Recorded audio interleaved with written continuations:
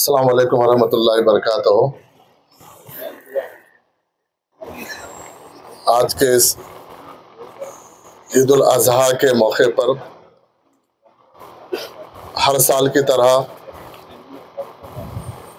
جو انتظامات کے جائزہ لینے کے لیے ہر سال عید سے پہلے جو جائزہ اجلاس ہوتا ہے یہاں پر موجود اس اجلاس میں موجود مقامی رکن اسمبلی جناب مبین بھائی صاحب، مقامی کارپوریٹر جناب خادر بھائی صاحب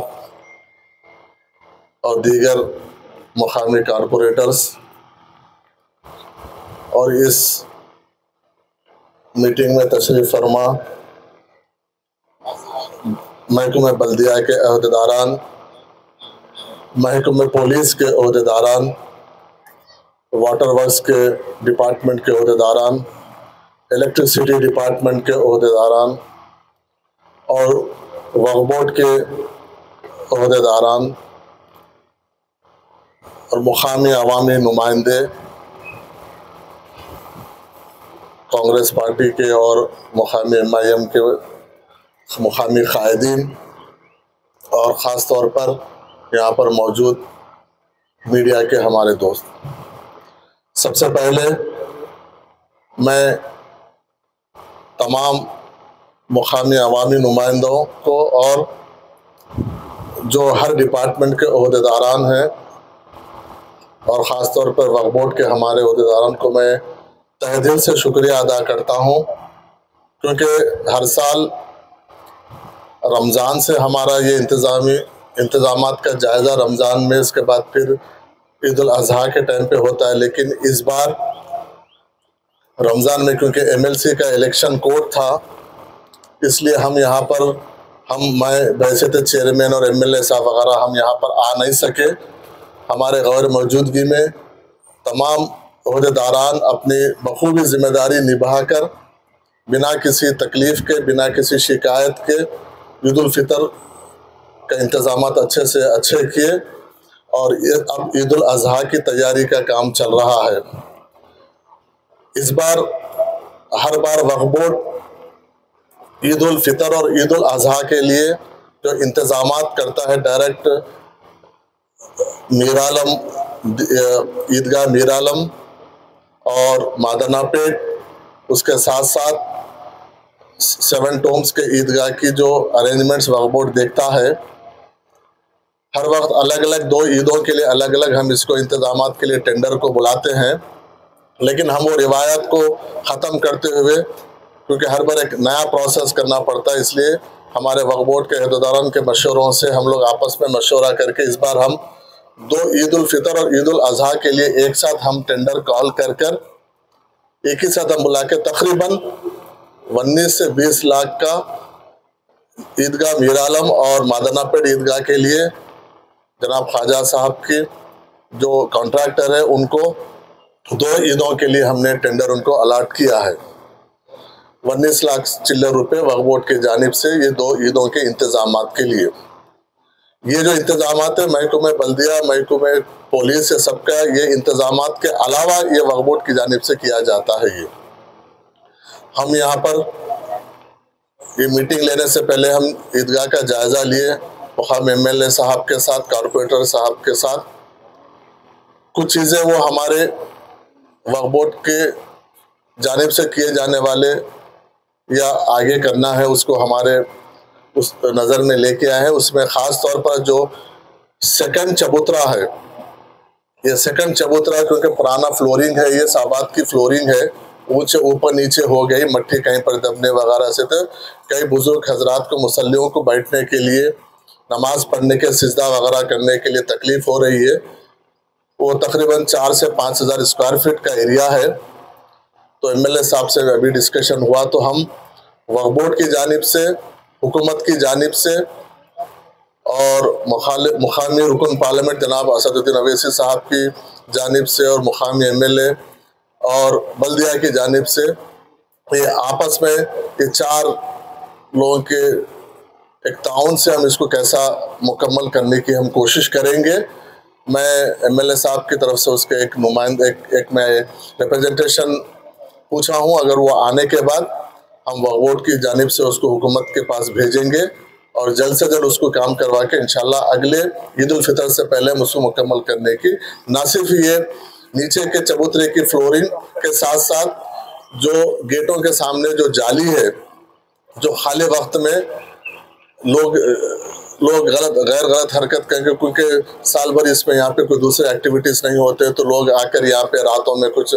الگ غیر غلط حرکتیں ایکٹیویٹیز کو روکنے کے لیے اس کو ہم اثار بندی کر دے کے جو مین عیدگاہ ہے، کیونکہ عیدگاہ میرعالم ایک تاریخی عیدگاہ ہے، لوگوں کے اس کے ساتھ جذبات اور احساسات جڑے ہوئے ہیں. لوگ یہاں پر ایک عقیدے سے یہاں پر عید کی نمازیں پڑھنے کے لیے آتے ہیں. جو پرانے روایت ہے اس کو آج بھی لوگ اس کو قائم کیے ہوئے. لوگ یہاں پر خاص طور پر مخصوصیت کے ساتھ یہاں پر تو میں سمجھتا ہوں کہیں کوئی مشکلات نہیں آتے ہیں. اس لیے میں کانٹریکٹر صاحب سے بھی، کیونکہ بارش کا سیزن ہے، موسم ہر گھنٹے میں ہر 2 گھنٹے میں تبدیل ہوتے رہتا ہے، تو یہاں پر موسم کو نظر میں رکھتے ہوئے آپ یہاں پر جو بھی آپ پنڈال لگا رہے ہیں زیادہ سے زیادہ لگانے کی کوشش کیجئے، کیونکہ یہ ایک تو آپ کا کانٹریکٹ بھی ہے، اس کے ساتھ ساتھ ایک خدمت کے ذریعے خدمت بھی ذہن میں رکھتے ہوئے آپ زیادہ سے زیادہ صورت، کیونکہ اکثر لوگ یہاں پر ایک بہت عقیدے سے آتے ہیں، بہت اہم اور ایک بہت پرانا قدیم عیدگاہ ہے، تو اس کا خیال رکھتے ہوئے آپ اگر کہیں پر بھی کچھ ہوگا تو ہم آپ کو اس میں آگے کچھ چیز اگر ہوگا تو آپ لیکن زیادہ سے زیادہ فیسلٹی پرووائڈ کیجئے. آپ کو کوئی بھی کچھ مشکلات ہوں گے تو ہم اس کا خیال رکھیں گے. ان تمام انتظامات کے لیے یہاں پہ مقامی قائدین اور مقامی جو آفیسرز ہیں جو تعاون کر رہے ہیں ان تمام لوگوں کا اور میڈیا کا بھی اس کے لیے میں بہت بہت شکریہ ادا کرتا ہوں یہاں پر آنے کے لیے. اور میڈیا کے ذریعے میں آپ لوگوں سے میں ایک اپیل کرتا ہوں کہ عید الاضحیٰ ہے، اس کے لیے آپ تمام لوگوں کی تعاون سے ہی یہ سب چیزیں ممکن ہو سکتی ہیں. صفائی کا خیال رکھیے،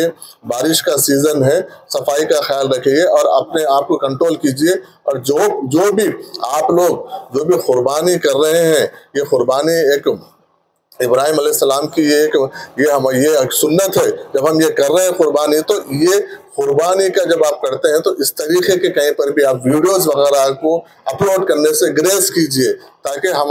ہمارے پاس ایک اچھا ماحول، ایک میسیج، اچھا ماحول مینٹین ہو سکے شہر میں. بہت بہت شکریہ. یہ نماز کے اوقات ہے کیونکہ